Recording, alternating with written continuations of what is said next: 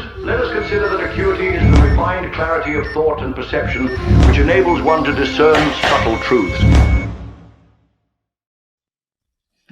Hi, everyone. Welcome back to another week of the Acuity podcast, Politics and Culture. I'm Dr. Aris Lavranos, the CEO and Chief Litigator at Acuity Medical Law. And with me, as always, I have the pleasure and privilege of talking to our communications manager, Amy Hamm. Amy, how are you? How was that birthday party that you had for your 7-year-old? Yeah, it's great to be here.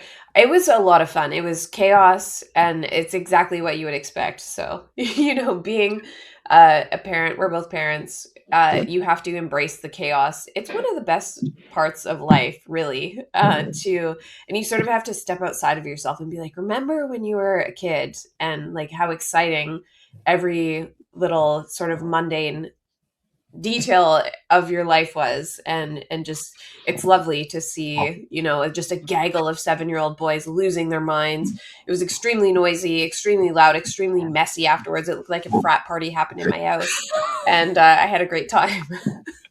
I agree. I think that's one of the best things about being a parent. I just put my almost 4-year-old daughter to bed, and we always have like a little bit of a playing session at night where she's like, oh, I'm going to be Minnie Mouse and you're going to be Mickey Mouse, or I'm going to be Ariel and you're going to be Prince Eric. And we sort of like talk in those characters and so on. And I told her tonight, I was like, I think that tonight we should do something different, and you should be my daughter and I will be your dad.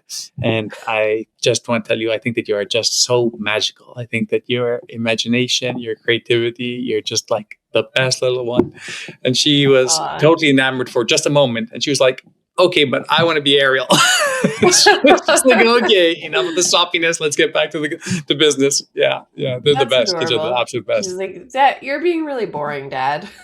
Yeah, exactly. She's not even 4. So we got to embrace those moments. Tell me about the agenda this week. What do you have teed up for us to talk about? So we have to do a deep dive into Pierre Poilievre's appearance on the Joe Rogan Experience podcast, which we promised last week we would get into some of the reactions to it, both from, there were some spaz outs on the left and even on the right.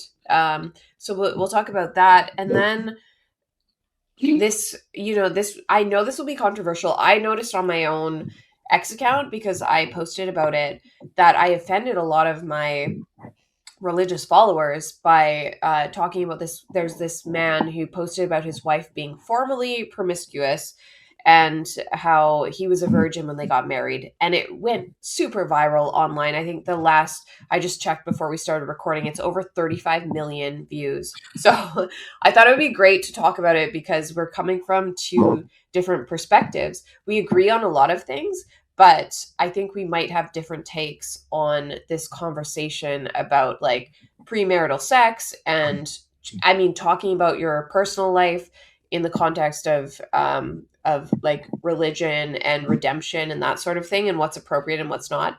So we'll get into that, and then we're going to end with our moment of levity as we do every week. Awesome. Okay, so let's start with Pierre. I thought he did an excellent job on Joe Rogan. I was talking to some of my colleagues at work in the emergency department. Overwhelmingly, people thought that he did a great job. They said that it was very humanizing, that he was extremely relatable. I had seen some comments on Twitter saying that what they had thought he would be like based on media's portrayal in Canada was nothing like what he was like, which I thought was a tremendous indictment of what the media landscape is like in Canada.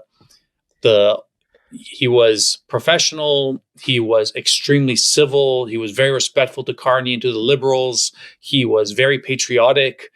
He didn't use the opportunity to go on attack at all. He just highlighted the sort of policy differences.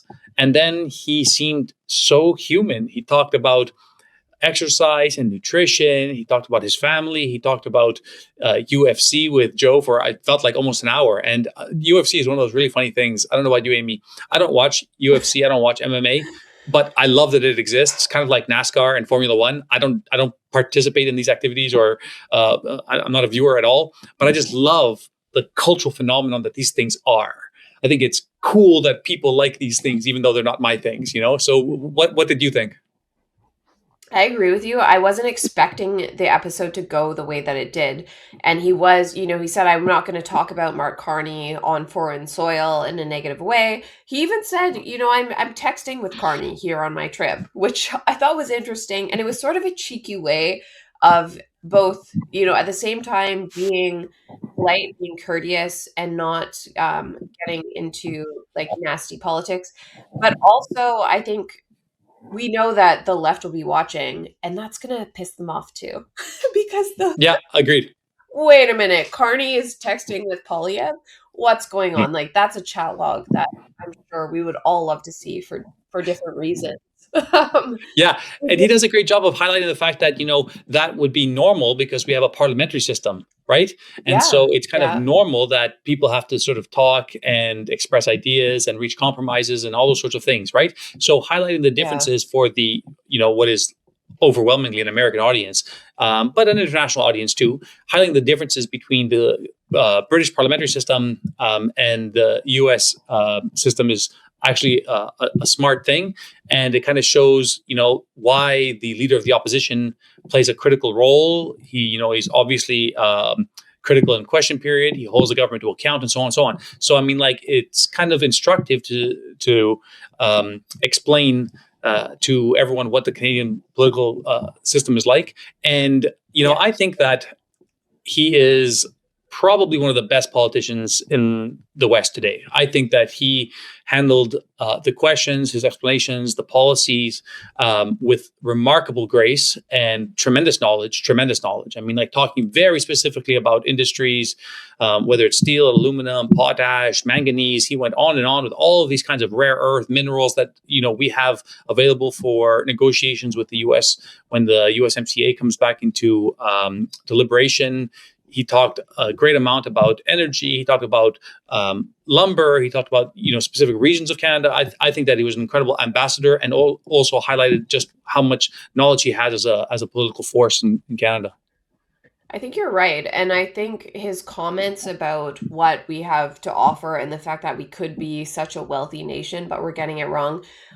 He knows that, Donald Trump's going to be watching this, and Mark Carney has utterly failed to negotiate. He talked about tariffs as well. He's like, come on, we're neighbors, we're friends. This tariff game shouldn't be going on. And he sort of, I think he even outright said, I'm not here, like Carney's the one who should be doing the negotiating, not me, but he's free to steal my ideas, and I hope that he does. But he sort of was doing a little bit of negotiation with Trump, even though Trump wasn't in the room. He knows Trump's going to be watching, and I think both like explaining our parliamentary system, explaining the role of the official opposition, and then describing what Canada has to offer. It was like he's saying, I'm not stepping on Carney's toes, but I think in a sense he sort of was, and Yeah, you I'm all for it. Yeah, you're really smart to pick up on it. It's like he's speaking to two audiences, right? He's speaking to the informal audience, like the lay people who are watching, like you, me, and everyone else. But then he's also speaking at a level where anybody like, Steve Lutnick or Besant, or sorry, Howard Lutnick or Besant is listening in, and they're like, okay, well, I see the way that this guy is thinking. I see the way that he's talking. He is highlighting the certain factors that we would most want to discuss at the point of negotiations. So he's kind of managing both levels of conversation. And you could see that Joe, actually, I thought it was a great interview from Joe as well. I don't think it was one of his best, but it was definitely a very good interview from Joe. And he did a good job. He kept holding Pierre's feet to the fire, like, well, what would you do? And what was next? And what other policy do you have? And, tell me about this. And, of course, they found a lot of common agreement. And Joe repeatedly kept saying, he's like, but that just makes sense.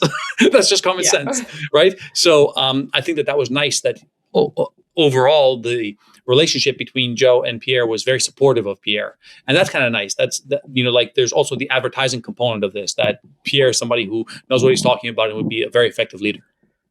Yeah, I don't think Carney could pull such an interview off. And going back to the whole MMA thing, I think there was maybe a little bit of a missed opportunity, because they did talk a lot about just like sports and UFC and MMA and whatnot. And you don't have a lot of sort of experience in that realm.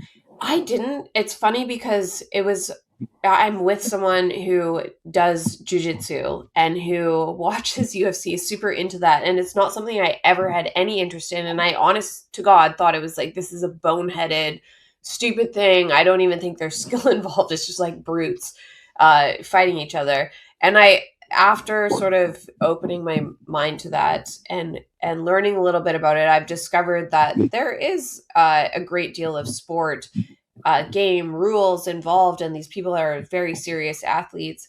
So I've totally changed my mind on that, and so I understand that someone like Poilievre, he's, I think, an intellectual person, would have an interest in that.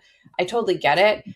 I guess my one criticism is that I think maybe there was a bit of a missed opportunity to move away from what we would have expected the conversation to be towards. And it's my pet interest, women's sex-based rights. I wish that would have come up on the podcast. I really do. Because I know Joe Rogan cares about it too. And I know Pierre does. He was out there today tweeting J.K. Rowling, who was praising the IOC for getting trans women out of women's sports in the Olympics. And I'm like, I really was hoping that they talked about that topic, and they didn't. So that was the biggest disappointment for me. But overall, I thought it was pretty good. Yeah, I mean, like, if we talk about, like, there's like politics, economics, and then there's culture. And there wasn't a whole lot of conversation about the cultural war that's happening, right? Whether it's about, the trans issues, gender affirming care, like that kind of vein of the conversation was largely absent.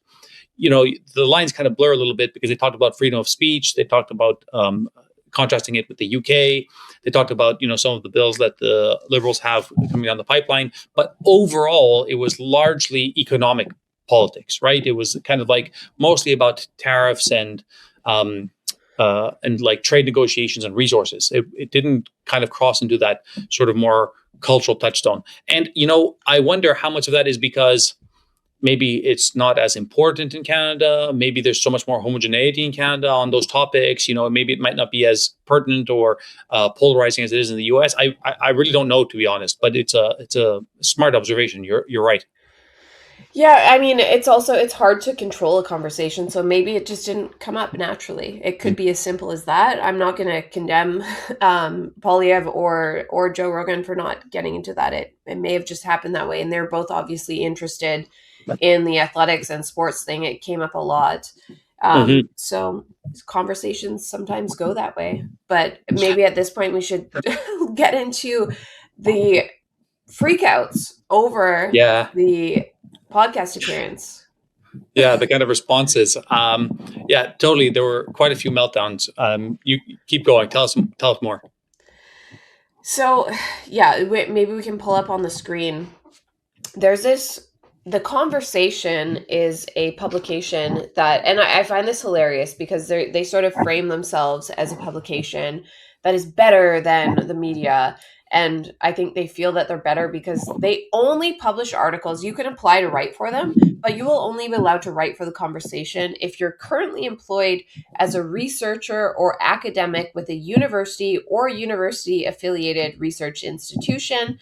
PhD candidates under supervision by an academic can write for us, but we don't currently publish articles from master's students. So essentially they're saying, like, this is an ivory tower. You've got to have 10 PhDs and then we'll let you write whatever crap you want for us. And as everyone in Canada knows, it's like academia is the like snake pit of insane woke people. So it's funny to me that they're positing themselves as like these people challenging mainstream media narratives and like presenting the truth. But these are some of the craziest people in Canada. So of course they had an issue. They tried to fact check the Joe Rogan appearance. And, one of the things that they said was they accused Poilievre of, they said he used far-right dog whistles.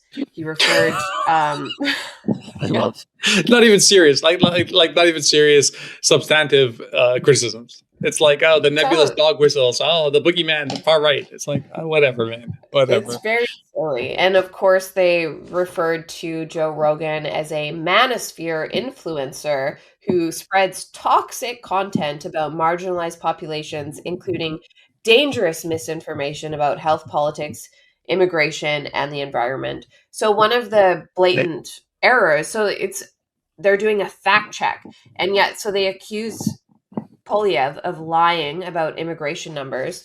And just basic fact check on this apparent fact check can show you that the conversation writer, I don't even think there's a name on this article. They're the ones who lying. They said that Poilievre lied about immigration numbers, that he said that we are bringing in 1 million immigrants a year. And they said that, that's not true. So I watched the episode as you did. I went back to the transcript of the episode and I saw, Pierre said that we were bringing in about 1 million people a year at one point, which was true for some years. So this piece is saying that he said that we are doing it every single year.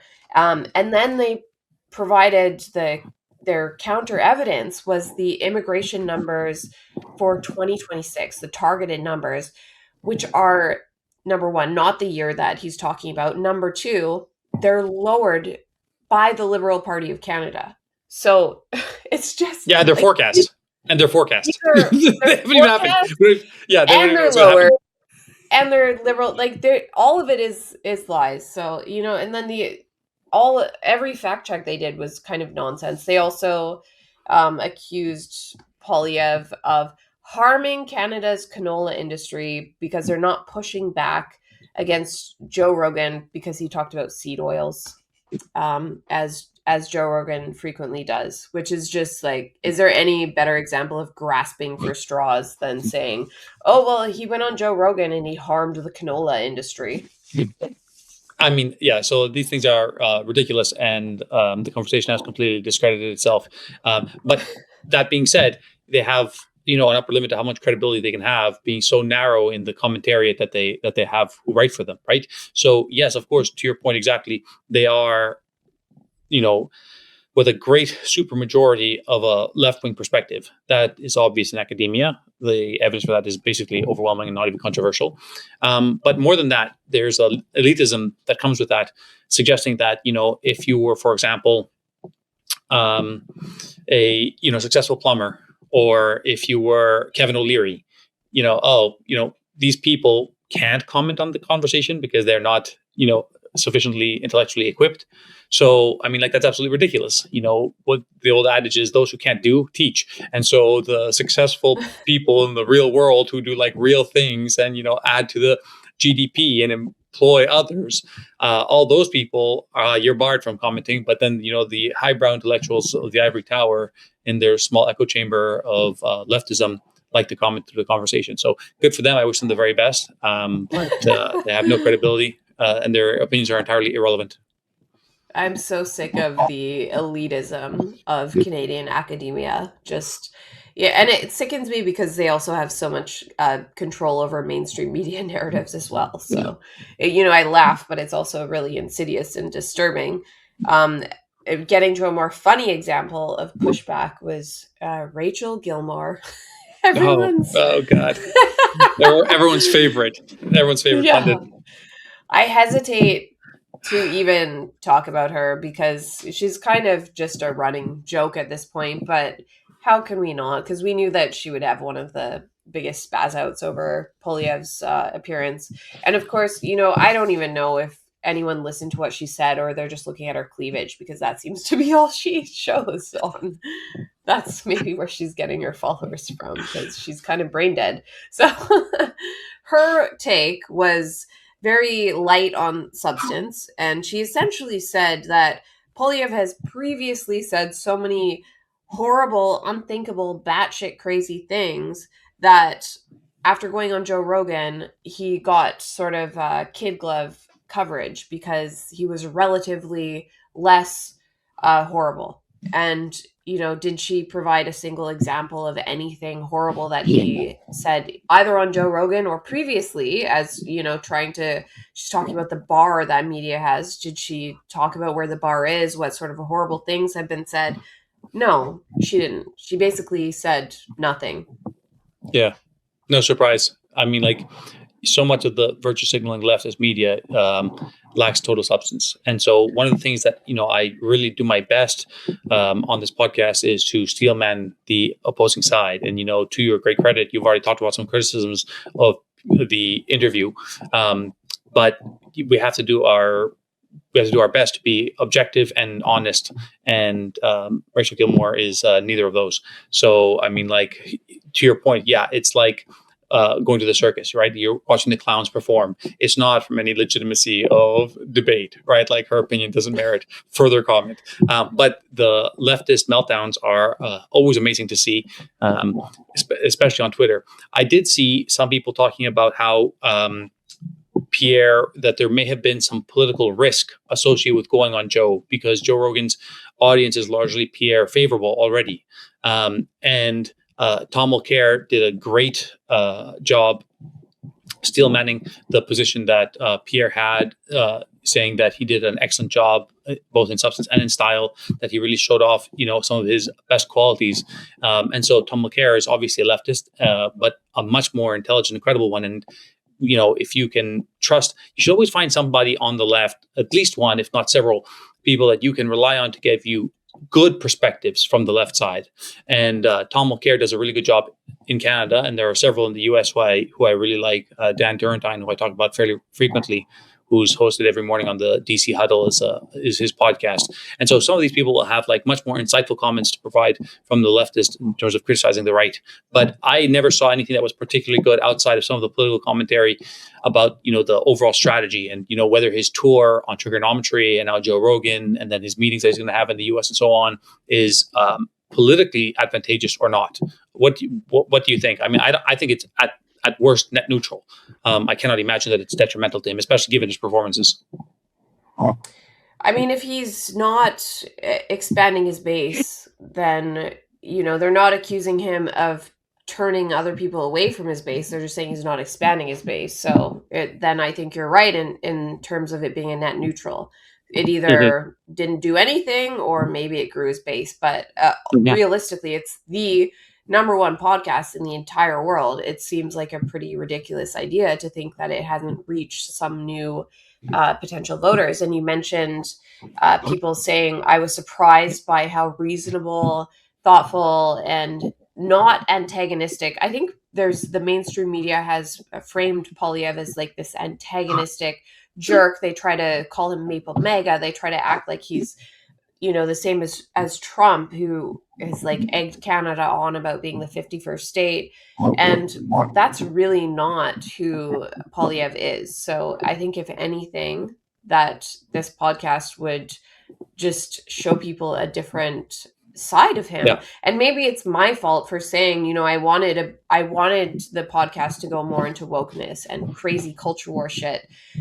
Maybe that would have been bad, because I think maybe I like watching that, but that's just me and I'm already part of that base. So perhaps it's such a good point that maybe the softening of his image. Right. Yeah. Maybe that was good. Far more beneficial. Yeah. Yes, totally true.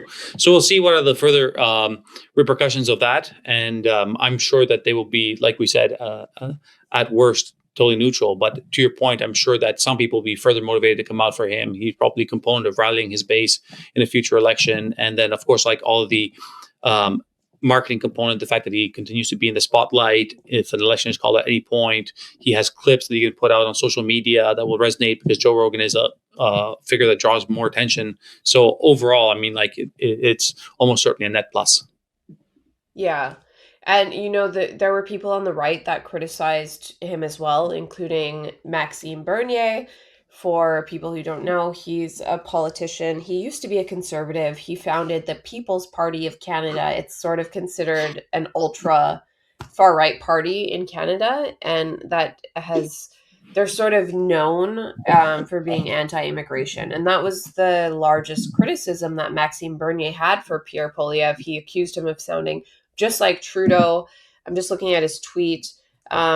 He sort of broke down all of the comments that Poilievre made about immigration, and he's basically saying, you know, it's not good enough. He says Poilievre's a career politician who refuses to stand up for a Canadian identity. And he's saying that one of the greatest threats to our way of life is political Islam or Islamism. That it's a radical ideology. It's responsible for a lot of violence in many countries. There's growing evidence that Islamists are actively pushing their agenda here in Canada. We have to reverse the trend now if we want ourselves and our children to have a country resembling the Canada we know. And then he's saying Poilievre channels Carney and Trudeau, pretends that all is well. The PPC is the only party with the courage to fight for our Canadian identity, but he's basically saying that's not true because he's not strong enough on immigration. So I wonder what your take is on, like, do you think that it would benefit Poilievre to go full-blown PPC on the immigration issue? Yeah, no, and I'll tell you why. So the first is we just start the political strategy, which I think is the weakest reason, but I think it's an important one that most people will understand and resonate with. So from a political strategy point of view, Canada is not in a position to do that, and Pierre, despite all of his many great strengths, he is not a Trumpian figure. He cannot mass mobilize an entire nation and change their opinions. He doesn't have the background. He does not have the force of character. He does not have the history, the extravagance, and so on, in order to be able to do that. So you have to meet Canadians where they are, and the dial has to turn very slowly. So that's the first thing that's like ultra important. It cannot be understated. But more importantly is the principles underlying that. Canadians, and Pierre talks about this with Joe ad nauseum, are very nice, and they don't like to hear messages of so much antagonism. When the media portrays Pierre as being aggressive or hostile by inclination, that actually does resonate with Canadians because we are, in general, very nice. And so the argument cannot come from a position of, like, we need to cut immigration, we need to deport everyone, which actually Pierre was pretty emphatic about his deportation policies in Canada. You can't take such a hard stance against Islam or a particular religion because most Canadians don't recognize what those risks and what those harms are associated with radicalism. But also, we like our neighbors. We not everyone is exposed to the threat and the risk of radical Islam day to day. And so for him to come out and antagonize an entire population of people who are very regular, it doesn't strike well with people. And it also would be inauthentic because Pierre is not like that. Maxime is much more radical, and it seems natural coming from him. Authenticity matters a lot. And Pierre is not one of these people, in my opinion, I've met him twice, is not a bellwether politician. He doesn't move with the wind. He doesn't follow the direction of the population. He has principles, and he leads from there. And so it would be very inauthentic, and it would be counterproductive for him to take such a position. And that is not a reflection of my own opinions on the subject matter. I'm saying that from a political point of view, what is most strategic and what is most moral from a leader. Yeah, I agree. Politics it has to be a mix of principles and pragmatism. And Exactly. You will always see people breaking from the mainstream parties to form these super single issue or sort of hyper partisan groups that claim to be sort of the moral arbiters on an issue and be the most principled people, but those are not people that are going to win elections. So, Right. People talk a lot, oh, Poilievre is like a WEF plant. Like you hear that all the time. And I'm like, what? There's a point where you're breaking into sort of conspiracy theory territory, and we need somebody who is able to sort of head a strong conservative movement in the country. And if you want to have a strong opposition, it has to be able to unite everyone. Right. And if you behave like Maxime Bernier, that's just not going to happen. I mean, like, unfortunately, and we see that, right? Like the PPC, it's different when the PPC is in contrast to, now I think Andrew Scheer is a real conservative, but when Andrew Scheer's was running and all of the punditry class were running his campaign, he was far too soft. Aaron O'Toole, I think, was perhaps not as conservative as he should have been and as he perhaps portrayed himself to be. And again, very milquetoast in terms of a lot of these issues. But Pierre is not like that. Pierre has taken a pretty strong stand on a lot of political and cultural issues, sticking with conservatism, and the PPC has basically evaporated. And so I think that, unfortunately, despite the fact that I like a lot of the PPC, I like people who have run for the PPC, I like a lot of their members, I like a lot of their platform, their party is gone. It is a wasted vote. And so Pierre does represent a much better, stronger conservatism than we have seen in the past. And that's what has led to the PPC dissolving. I agree. And I think that's why people are so threatened by Poilievre at this point in time, is because they know that he is not milquetoast like previous leaders of the Conservative Party. He is taking a stronger stance on issues. And I criticized him before the last election. I said maybe things would have turned around if he had taken a stronger stance on free speech, women's sex-based rights. And he kind of did that after losing the election. And I think people are threatened by him because he is doing that now. And not in a way that he's going so far as the PPC. He's doing it in a way that appeals to a lot of Canadians who are really sick of noticing that their rights and freedoms are being eroded, and they're sick of the Liberals and what's happening in Canada. So I think, it's very disheartening to see polling numbers suggesting that the Carney effect, that people are in favor of the Liberals right now. But I think if anybody is sort of poised to turn Canada around, I'm still highly in favor of Poilievre right now. Same here. I'm always so pessimistic about the prognosis in Canada until I hear Pierre talk, and then suddenly I'm much more invigorated and much more hopeful. So I strongly support him, and we've talked about him several times before, and I'm sure that we will many times going forward. But his show on Joe Rogan was excellent, and it speaks to a great potential trajectory for Canada going forward in the future. Not that we're a Poilievre cheerleading podcast, but it is true when you talk about hope, and he says too, I want to give hope to Canadians, and I sort of feel like he's the sort of one politician, and he's got Melissa Lantsman, another MP in his party, who I absolutely love. She also, I think, gives Canadians a lot of hope. So I love the Conservative Party right now, and same here. I'm hopeful. Yeah. And you're right. We'll call them out when they do something wrong. Don't worry, guys. We will. But thus far, right now, in the context of the conversation, that's well done. Well done by Pierre and his team. Of course we will. We're both thought criminals in our own way. So yeah. So what's next? I think we're going to talk about.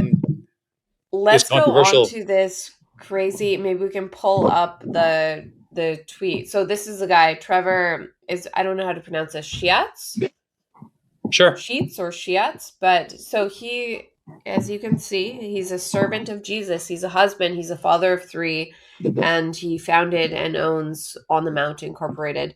So he made this post that I mentioned, as of a few hours ago, has 35.3 million views. And he made a post about his wife, who's in this photo. And so they got married when he was a virgin, and she was formerly promiscuous. And, it goes on to, a lot of this is based on their religious faith. And essentially, he's talking about overcoming your past, your sins.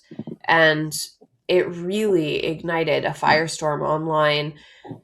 And I honestly don't even know how you feel about this post, but when I saw this post, I was horrified for this woman. I was like, I cannot believe that a husband would post about his wife like this. This is horrifying. And then, at some point, he says, like, she's more pure than most virgins.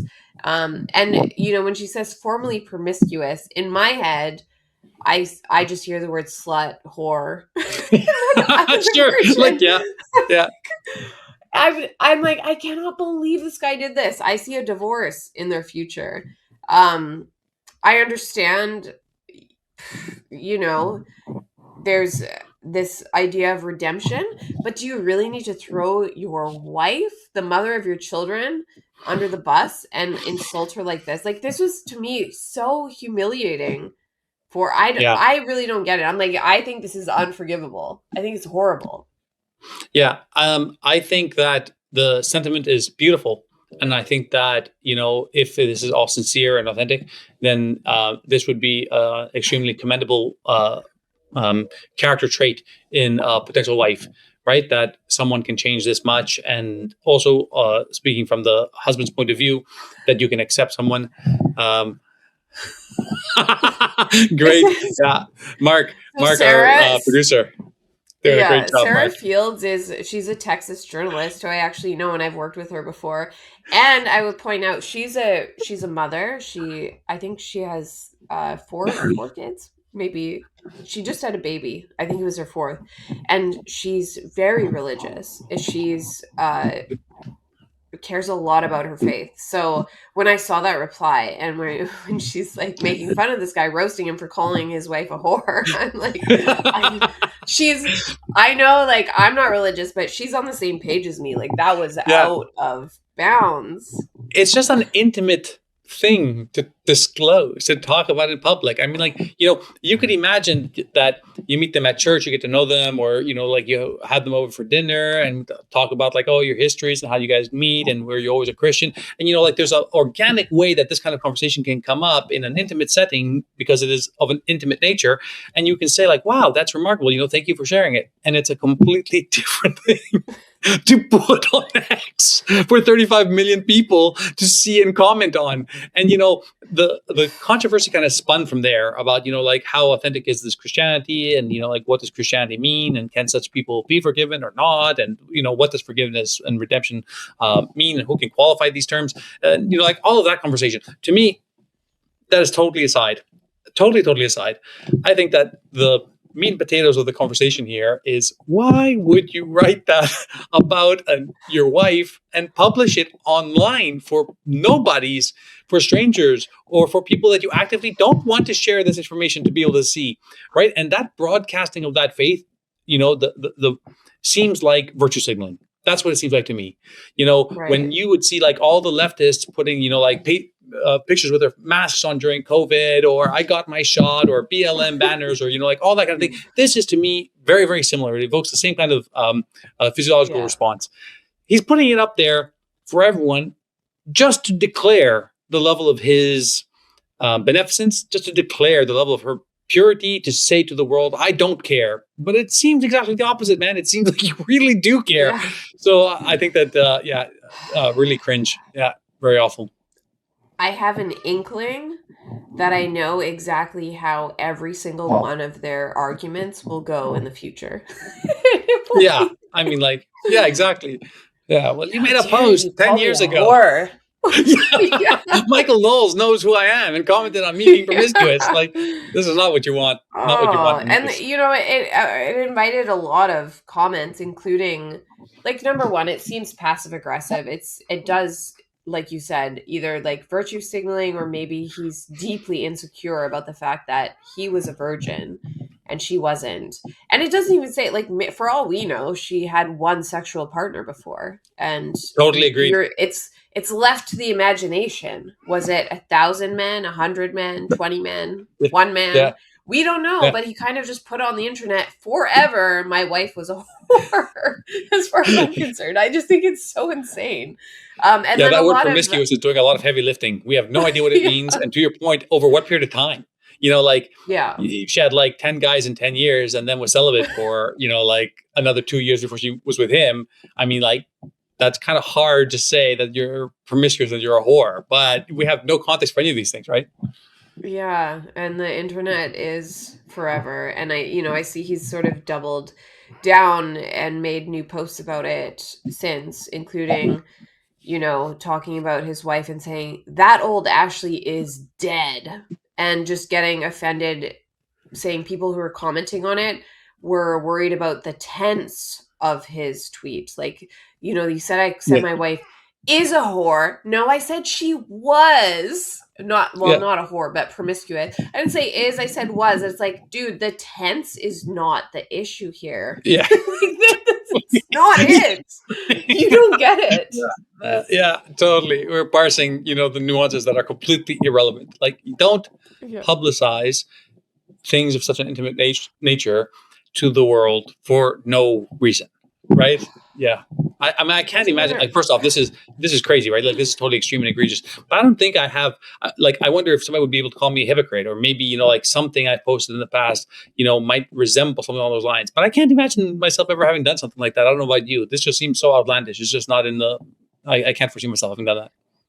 I don't think so. It's such a betrayal, I think, of trust in a relationship to sort of condemn your partner's character, but not currently, just in the past. I think maybe of people who are like, oh, I'm with someone who's a reformed addict or something. Maybe something about that sort of makes sense. Sure. But it's weird to do it about like, oh, they had premarital sex, which is such a normalized part of our culture that like virtually everybody does that. And it just seems very strange to do that. It seems like it's coming from some ulterior motivation, like you said, virtue signaling. A lot of people, I saw men saying this is a closeted homosexual, and I love wondering. That. I love that. Yeah. That is great commentary. Like, I don't think so, but I'm glad that people out there are saying things like that. Because you're trying to find some rationale for why you would say something like this online. Yeah. And I'm sure you didn't expect it to go to 35 million people, but that's the risk you run. So that's what could happen. So yeah. Oh well. Okay, on the bright side.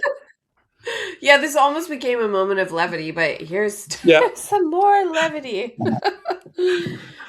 I'll let you start. So we wanted to talk about the Harry Potter reboot, HBO Harry Potter reboot. Yes. Okay. So the trailer for the new HBO TV show on the Harry Potter series came out like 2 days ago or 3 days ago or something like that. And it has been pretty controversial.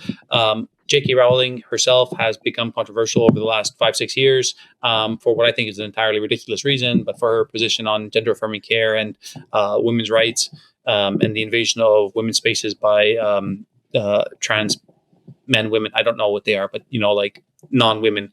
And now we have the latest iteration of her intellectual property coming to the fore, and the controversies surrounding this have just gone on and on and on. So to start, the casting choice. There have been some strange casting choices, to say the least.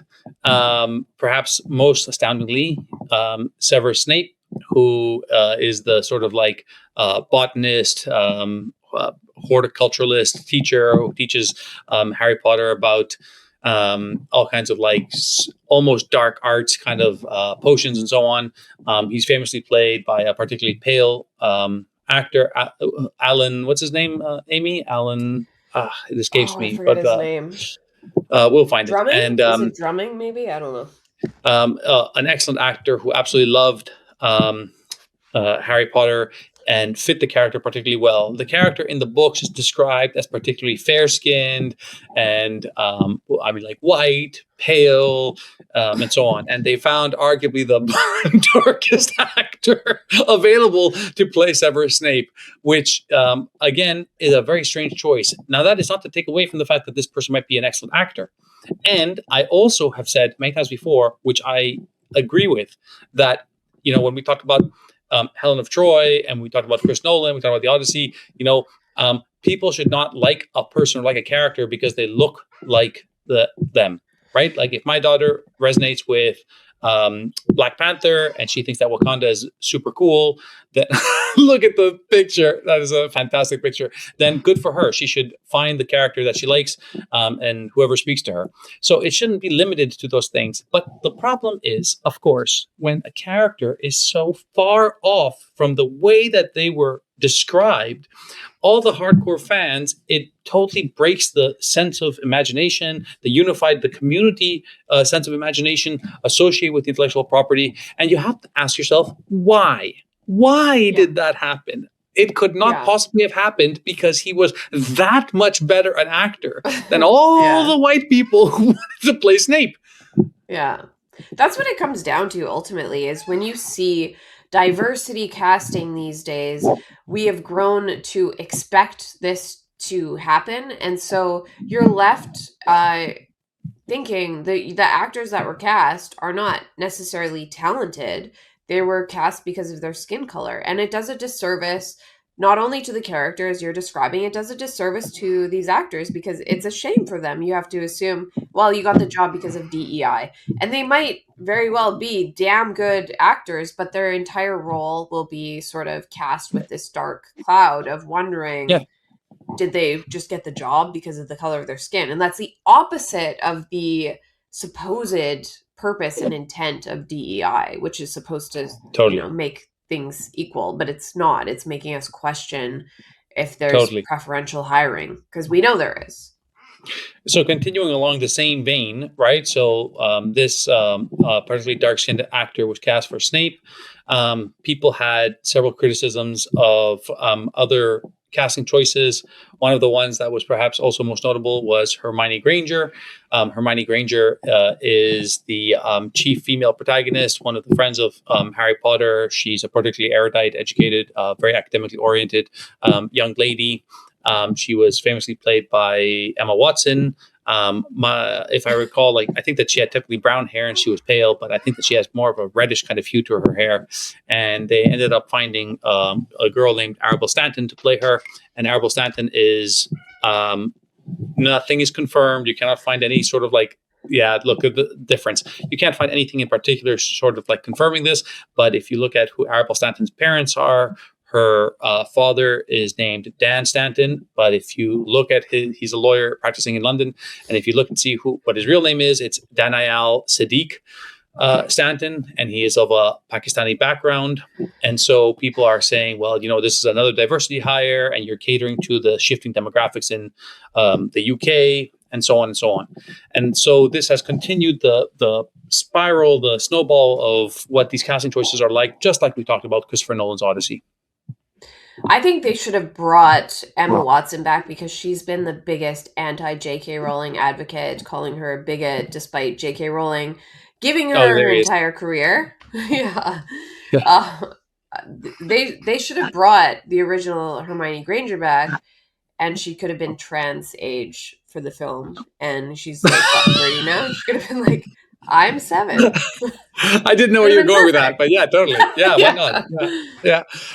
So the other component about it that people were talking about is, of course, that Harry Potter, the series is remarkable for many reasons. One of the greatest things about Harry Potter as a series that I've talked about sort of in a personal context before is that there is heroism found in so many characters of different types. There isn't only the quintessential protagonist, the quintessential hero, like a Luke Skywalker character, right? Imagine that you were watching Star Wars for the first time, but Han Solo is a hero and Leia is the hero. And in some sense, Star Wars does accomplish that. But there is heroism involved with each of the characters in this sort of coming of age story, and they come from remarkably different backgrounds. So there's the sort of geeky, nerdy guy who ends up being the one to defeat Voldemort, and that is an incredibly inspiring component. There's the quintessential hero who's destined to be there, Harry, with the lightning bolt on his head. There's his best friend, who's a little bit of a loser, who comes from a bullied background, Ron Weasley. Then there's the erudite academic, Emma Watson, Hermione, who is heroic in her own way, and so on and so on. So there's something in there for everybody in society who comes from any kind of role in society, not always the quote-unquote alpha or the quote-unquote Chad who comes to save the day. So that's one great thing. But the other component about it is the brilliance of how the story evolves over its books. So it starts from somewhere particularly bright and it ends up somewhere much darker. And this trailer came out right off the woodwork, and it was so dark and so gloomy. And the characters are not of the sort of like typical British background. They don't have the sort of like lovely youthful haircuts. They all have that shaggy look that you're used to seeing, like clavicular and modern alphas who are like adolescents and early adults. And so the entire vibe of it feels completely off. I saw a great re-rendering of the trailer, changing all the color patterns to making it brighter and changing all the hairstyles to make them look more classic. And I thought to myself, like, man, I don't know, is it like me being too much of an oldie and too much of a traditionalist to think that, well, we should have maintained that? You know what I mean? Or is this like a natural and appropriate evolution to the times? What do you think? I'm reading the series right now with my youngest. We're almost done book number 2, and we watched the movie after we're done the book, the original movies. Mm-hmm. And so I get that. Part of me thinks the original is always better, and the book is always better than the movie anyways. But I have to admit, when I saw the HBO trailer, I was like, oh, that looks really good. It does. The production quality is so good that I will watch it, and I will be excited about it. I don't even know if I'll watch it with my kids, though, because I want to read the books with them and watch the old movies with them before even sort of going there. But, I am really frustrated by the woke casting choices, and I'm wary of them making similar choices with the plot line or, inserting DEI nonsense bullshit into it. I feel like there's a pretty solid chance that will be something that will happen. Yes, it is possible. But to your point, yes, I am still net hopeful. And I saw J.K. Rowling tweet that she loves the direction. She thinks that it's going to be amazing, and she is extremely excited to watch it. And given that, she has appropriate possessiveness over her intellectual property, as she should, that is her baby. And the fact that she is supportive of the direction that it's going in makes me also excited for it. So despite the criticisms, they're very soft criticisms, right? That's why it's part of the levity component. So I'm still ultimately looking forward to it. I think so. And I mean, at the same time, like, fuck John Lithgow, who plays Dumbledore. And he said, he finds J.K. Rowling's stance on trans rights ironic and inexplicable, but not so ironic and inexplicable as to not take the job, which he has done. And I think he said, and I quote, in the Potter canon, you don't see any trace of transphobic sensitivity. I think the ultimate irony is his failure to see the irony in the fact that the real irony is him not recognizing that J.K. Rowling standing up for women, for girls, for women, for biological reality falls very much in line with what, the underlying principles and morality of the Harry Potter series. And I totally agree. He's the one who doesn't see it. And also, it's such a strange criticism. What is ironic about her position when it comes to women's rights? Like, what is the irony, dude? Is it a suggestion that she's trans? Like what is the irony? I don't get it. Maybe qualify what you're talking about, because it doesn't make a lot of sense otherwise. Like, is Hermione a trans? Like what? Like, what is it that's so like overtly ironic, either in J.K. Rowling herself or in the Harry Potter series, that makes it? Oh, well, it's so ironic that she would take this position on trans people and women's rights. It's like, I don't see any irony at all. There's nothing you can contrast here. So yeah, I don't know. Silly man. Like, he is a great actor. I don't think he deserved the role at all. Yeah. I mean, I loved him. I grew up sort of watching Third Rock from the Sun. That was how I knew him. I loved that show. I thought it was so good. And I would have not expected these comments from him. So I was a bit taken aback when I realized he was woke. Like, what 80-year-old is woke? That's so pathetic to be an 80-year-old woke man. Like, come on, man. Are you getting dementia? What's going on? Yeah, totally. Well, we Um, will look forward to it. We'll keep our eyes on the pop culture scene and any other major issues that like that. You can see that there's a bit of a hot topic. It does circulate on X quite often when you have the like major film or major media that comes and sort of blurs the line with politics, or even when the production is just not exactly what you expect. But I'm a huge cinephile. I love movies. I love TV shows. I get the sense from you too. So I'm really glad that we can talk about some of these controversies. yeah, maybe as a final note, that another reboot that's happening is the X-Files. And I'm one of the biggest X-Files fans in the world. I have my entire left thigh has an enormous X-Files tattoo with like Mulder and Scully. It says the truth is out there. I will not, and not only because they did the predictable DEI casting, I wouldn't watch it anyways because I think it's sacrilegious to try to remake just the absolute perfection that was Mulder and Scully in the 90s series. Yeah. Like nothing will top that. And part of why it's so good is because it was made in the 90s. Like you can't redo that. And no one will ever have the same chemistry on screen as David Are those the Duchovny and casting Gillian choices? Anderson. Is that actually them? So the one on the right is Scully, and I don't know if the guy on the left is either the director or will be the new Mulder, but they've done the same thing where they're like, oh well, obviously we can't have white people being Mulder and Scully. So for that reason alone, I'm like, you didn't pick the person who was best for the job. You clearly hired based on skin color. So no, I'm out, but I wouldn't even watch it anyways. You're more of a purist about Harry Potter. I'm about the X-Files. I'm not even going there. The original X-Files, nothing will ever top that. Well, I have never watched a single episode of the X-Files, and it will be my homework for next week. It'll be my homework for next week. I'll do my best to catch up. So don't hold it against me, but I'll do my best. We'll get there. I don't even know how that's possible. How is that possible? But, it's a great question, given what a phenomenon it was. Like, what was I living under a rock then?